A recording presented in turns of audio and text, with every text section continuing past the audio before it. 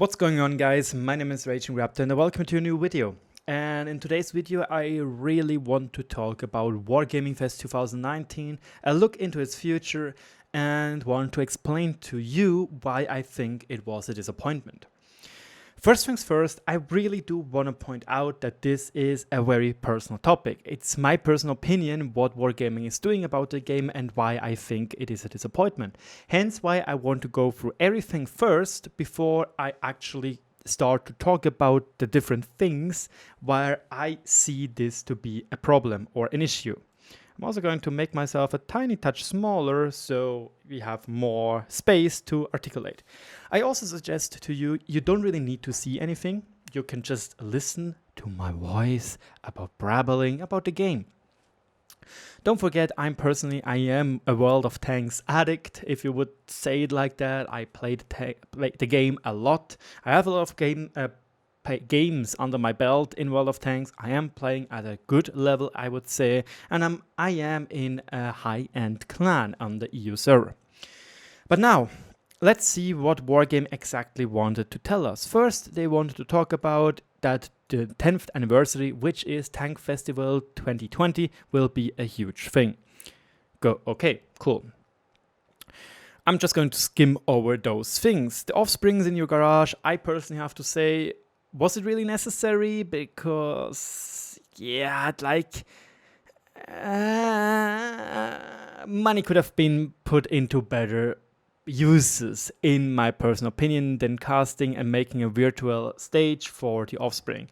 Plus, when by mistake you click onto it and then go back AFK, and you are on stream and would like to use some parts of the stream, you can actually hear in the background the music, which makes you lose all monetization on those clips when you are not removing the piece of video there. Congratulations, very nicely done. The next thing are the minigames. I have to say, they're nice. I think they were not that hard to program, but then again, I'm not a programmer. I am a mechanical engineer in university right now. I'm working on my bachelor's degree. Next thing is the Great Race, and I have to say nothing bad about it. It looks like a really cool new addition, and I'm personally looking forward to it to be played and see how it goes. I'm personally not really that big of a petrol head myself when it goes on purely driving, but I do like to watch Formula 1 because of the engineering aspect and see how different teams, especially the top team, now Ferrari, is trying to fight back against Mercedes. Tomorrow is the Singapore Grand Prix, and I'm very hyped and stoked to see Leclerc being on pole position. So nothing bad about this. But now, we knew that the Great Race was coming. But now the big, in quotation mark, reveal were the new vehicles, the dual gun tanks. And we already got some information about them. They already are doing a lot of iterations. And interesting enough, the new vehicle is already on the 1.6.1 test server. I'm not kidding, we can actually right now have a look at the tank's model, armor model. And it is part in there already, and it is looking okay. It's not broken, but it's not too bad. It has a 20mm weak spot, a 40mm weak spot on the turret, which is pretty big to hit. The gun mantlet is not that thick either with 175, plus the turret is not that thick either with 175. It only really works with the angles, to be honest. But yeah, that's it. The tank is already basically rushed onto the test server, and they want to try and probably with 1.6.1 give it to super testers to test it on the live server. I, however, have to say, it looks like they put in a decent chunk of thought to get those tank or this mechanic to work.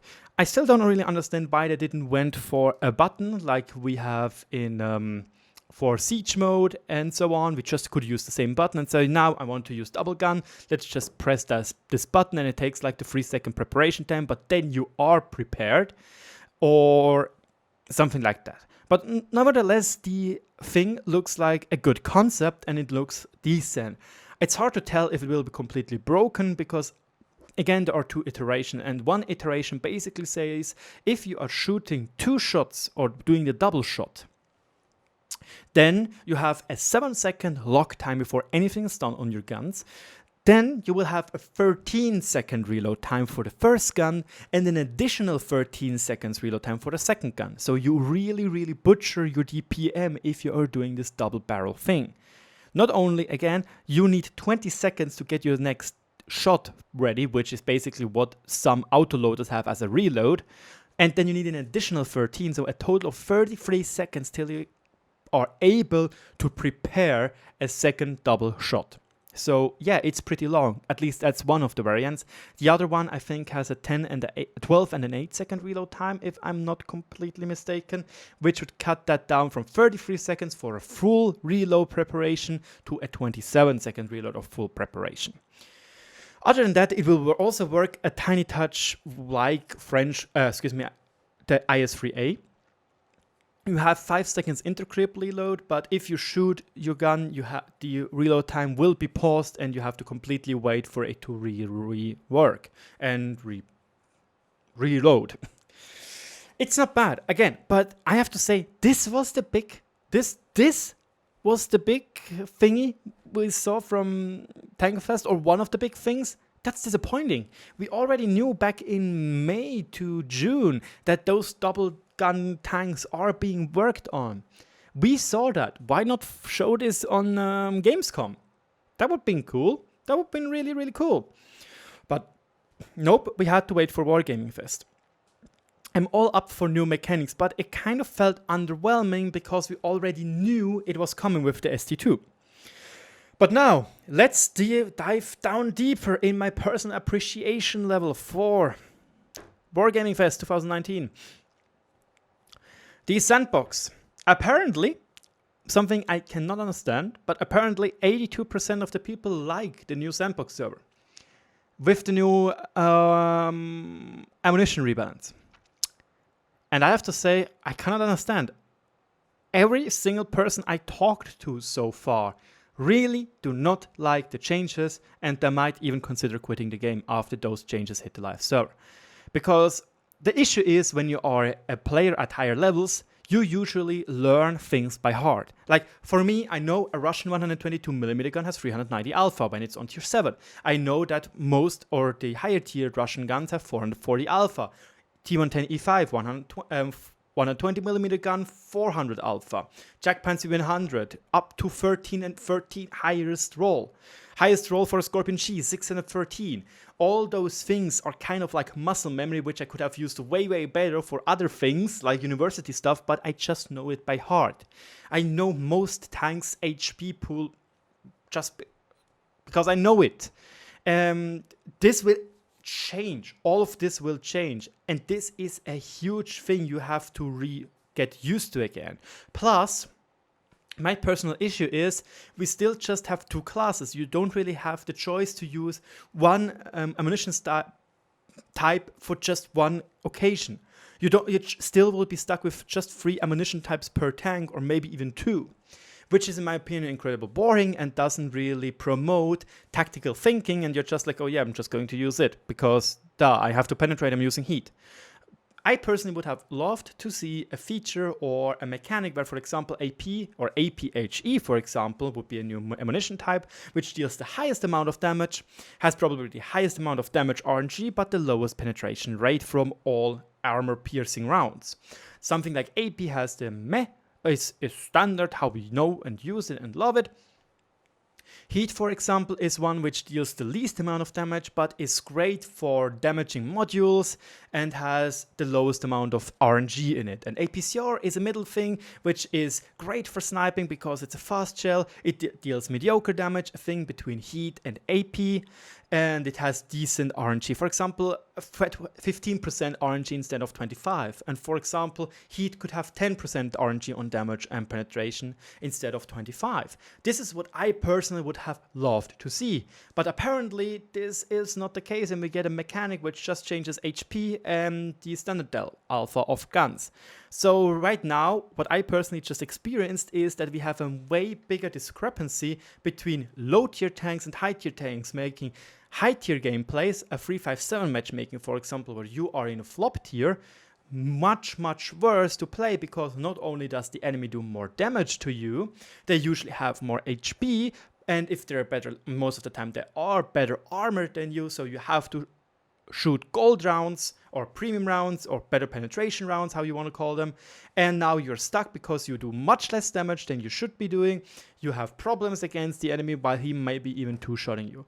It is not as bad as it was in the first iteration, but still there are remnants in the second iteration which I clearly dislike. We do not need a bigger gap between low tiers and high tiers. That is not what we need. Except Wargaming accepts defeat and says, you know what, we're going to introduce +-1 matchmaking for everyone and don't care anymore about +-2. Then I have to say, okay, I can understand that.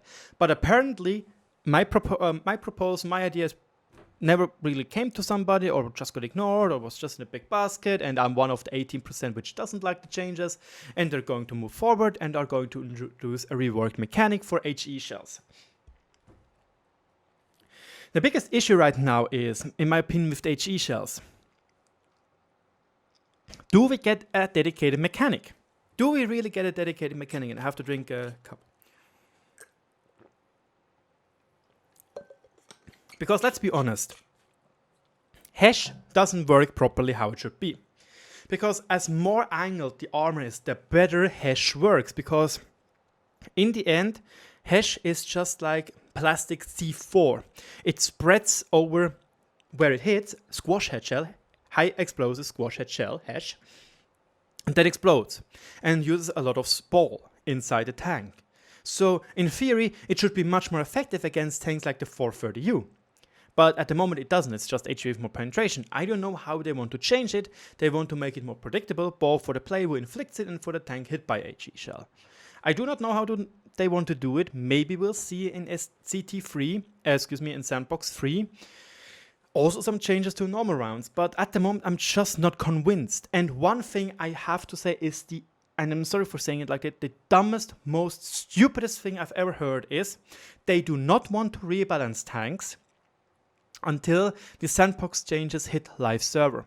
So, what did it say? The next iteration should be very soon. Next iteration in autumn. So maybe in October, mid-October, let's say it like that. So then they will need another 2 months, maybe 3 months, to completely finish it. So we are in December, January. Most likely it will be around January because December is packed with with Christmas stuff, with New Year's stuff, with all those fun little things. And now we will hit January. It most likely will hit then the live server. The problem, however, is Wargaming said literally they do not want to do any balancing changes until this hits the live server. So now we are stuck for around, 3 to 4 months with no balancing whatsoever because they said they don't want to double nerf tanks like the Object 430U. And now, let's think about it. Tanks with good armor might get even stronger because, well, they don't need to shoot premium rounds while others need to shoot premium rounds against them, especially when this certain tank has the best turret in tier 10 or in the tank in the game in general because it doesn't have any weak spot except for a cupola, which is 250 millimeters thick if you are lucky. Yeah. So it most likely will take another 1.5 months to 2 months, and now we stretched our time to 4 to 5 months till we will get balancing changes. Yeah, and they promised to us that the E100 and the IS-4 will get a rework this year. This is something I absolutely despise. I feel betrayed, I feel lied to, and it's just annoying. Why? I understand that they don't want to work too much, but why do they not? Look, 1.6.1 is an update which is so little content. Like, it's incredible small. We get multinational tank, whoop-de-doo, a reworked rank system, and new styles. Wow, much amazement. I'm so impressed. Yeah. Why not do some balancing there? Why? Why just don't fiddle around a little bit with the numbers? Let's be honest, you shouldn't care anyway, because Sandbox server is going to change everything anyway, you say. So why not fiddle around a tiny touch with the numbers? For example, give the British light tanks some good AG they can actually use. How about that? Just try it. Why does Wargaming feels so incredible, restrictive and slow on balancing? Balancing is what an online game needs. A massive multiplayer online game needs balancing to keep the game fair and entertaining. I simply do not see it, because World of Warships does it so much better. The developers, they constantly try to balance their game and change it to keep fun and interesting. Sure, they made their own cups of mistakes, but it actually feels decent. Meanwhile, here we have to probably wait around 5 freaking months until a tank which is clearly overpowered gets nerfed. Like, what is this? Why is this a thing? And I genuinely do not understand how Wargaming doesn't understand that the Sandbox servers will promote tanks with good armor to be much, much stronger than tanks without. I simply, like, we are at the moment in a meta where heavy mediums are incredibly potent. 430U, 907, and the 277, Chieftain, and 279. All those tanks are fairly mobile, have decent armor, and have good guns. So do you genuinely really think that with a changed armor system, or penetration system, where it promotes tanks to shoot standard rounds because it does more damage, that tanks with good armor will get even stronger? Do you really think this is not going to happen? Do you really think that nerfing the 430U now will be a big problem? Because it will get nerfed somehow in the Sandbox update. Because I don't really think the HE changes will make a lot of change there. They will not influence the 430U whatsoever. So I'm just sitting here scratching my head at the incompetency of Wargaming to understand that balancing is important, and just a tiny touch of fiddle around with the numbers could do so much for the game.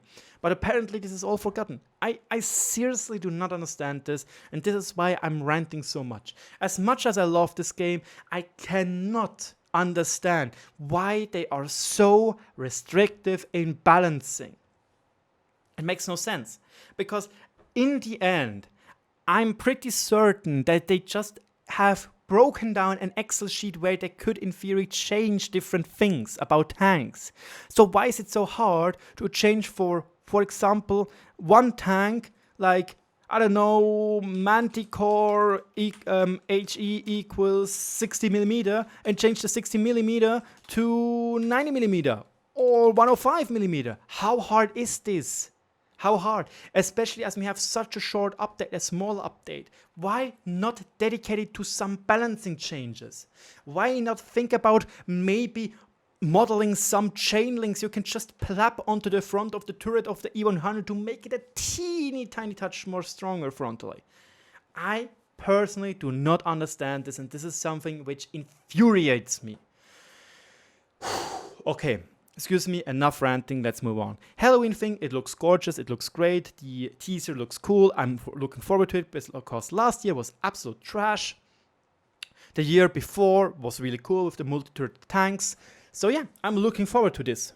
It really looks cool. The Animizer, for me personally, will not really be important, because I like to be recognized. Yes, RT will fuck me over, let's be honest there. But I don't really mind that too much, because it is a very, very cool feeling when people are writing in game, yo, RagingRaptor, I know you, your videos are great, I love you, man. And so those really do light my mood. And using an Animizer would be counterproductive. Let's be honest. But yeah, I am pretty sure that it will help people which like in good clans, and I'm pretty sure it will also hide clan stats, so that's pretty good. I most likely will try it and see how it goes. I'm really looking forward to it. But yeah, there will be less social pressure. To be honest, this is a little bit of bullshit. because in the end it is really, really tough on good players, because getting focused by an artillery piece is really annoying, because it really provokes passive gameplay and aggressions. But they already know that artillery is toxic, but they don't change anything. And the second to last thing, let's just talk about the season statistics. They are okay. Don't really mind too much about them, because they're also mods which are very good. And lastly, I genuinely sit on the Wargaming stream and I was like, oh yeah, right, they're talking about what they did this year. 1.0, this big update with great new graphics. Until I understood after they showed the little differences, oh, that's a new feature. Ray tracing. Okay. Why? Wargaming, why? Why? Why are getting resources diverted to a feature which probably 10% of your players will use? To bait famous YouTuber like Stodev or so to tell them, look at this great ray tracing. This video was sponsored by Wargaming. Look at this great graphics. A good graphics doesn't make a good game. Look at Battlefield 5. It has glaring issues with content. It looks gorgeous, but it has glaring issues. World of Tanks doesn't look bad, but we all know we have glaring issues. And why the hell are precious resources being diverted to making a new thing, which, again, probably 10% of the people will be using? Why? Where is the crew rework? The crew rework they told us some weeks ago, some months ago in the questions and answers. We need a crew rework. The times are over where people are just going to die through until they have a decent crew. They're just like, no, I don't give a shit. I don't like to die over and over because I have a 75% crew with no sixth sense. I had several friends which stopped playing the game because they got hindered, because they got annoyed, frustrated because of the stupid crew system. But nope. Better show at the biggest freaking event Wargaming has. Freaking ray tracing. Seriously, I do not understand what is going on in the heads in Minsk. Do you really just drank too much vodka that day? Like, as much as I like the game, as much fun as it was at the player gathering to talk to Victor, it was really fun that he was drunk as hell there. Like, he was a nice guy to talk to. He didn't felt like he was one of those big corporate guys like probably the CEO of Amazon would be. He was like somebody under us. He was a really fucking funny guy. Many people I know at Wargaming, at least from the German side, which are working for the community, are great people. I simply cannot understand what those decisions are, however. Why do we get so much focus on a feature which at the moment should have the least priority? Seriously, I simply do not understand this. We hardly get new maps, but no, we get ray tracing. G. Everything is solved. We lose players countlessly. We don't get new players. The servers are getting slower and steadier worse because we don't have a rework crew system.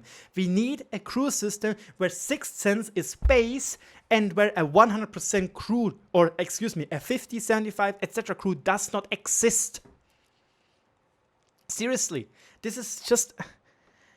If I want new players, and I'm gladly here to say the time, the money I wasted in making good crews, I don't care. As long as it's for the greater good, it's the good for World of Tanks that we get new players which enjoy the game.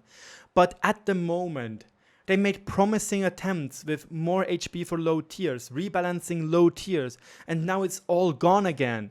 And now we don't have a crew system which needs reworking. It just feels so disappointing to, at the moment, cover and follow World of Tanks news. And it's genuinely just frustrating. My name is RagingRaptor. I thank you so much for your attention. Thank you so much for listening to me 25 minutes roughly rambling and being pissed off at Wargaming's decision. Again, I do not know who is making those decisions. Again, I do not want to say they are stupid or anything. I just feel like there are things a player or from the player base needs to be heard. And it just is, I just feel like we are not getting heard. And this is annoying. Things like the question or the, what's it called?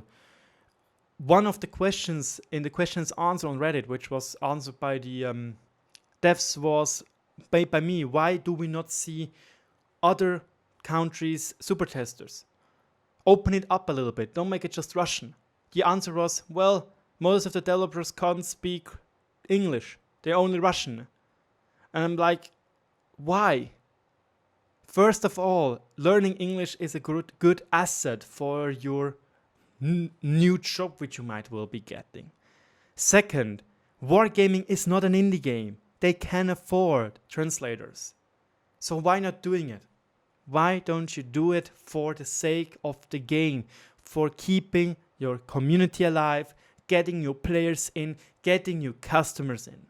This is important right now, because I personally do not want to start playing the game right now, because you're getting screwed over by load tier stats patterns, you're getting screwed over by a crew system which favors people which play the game much longer and have a 100% crew or spend gold in it, and you have a system which just is really, really discouraging when it comes about leveling. When you play a stock setter, you feel useless. You're a stock IS in a tier 9 game, well then, go F yourself. Because what should you do? You are bait. Stock Black Prince, well, that will be fun. You're a stock, I don't know, stock tank in general. T54 stock, ooh, youuuu, you will have fun. At least when it's elite, it's a great tank. But so many stock grinds, I know they want to make money. But I personally think it would be much better if Wargaming would focus more on customization. Make more preset styles, give them smaller bonuses, maybe even think about giving the option to make normal tanks into reward vehicles in the sense of they can use crews they already had. But make this a payment option. So you can keep your most loved tank without having an additional crew. That would be great for the game, because it doesn't introduce OP tanks. You can change those tanks because they shouldn't be under the premium tank clause. And it doesn't make the tanks overpowered. But no, we are getting ray tracing. Thank you so much for your attention. Cheers.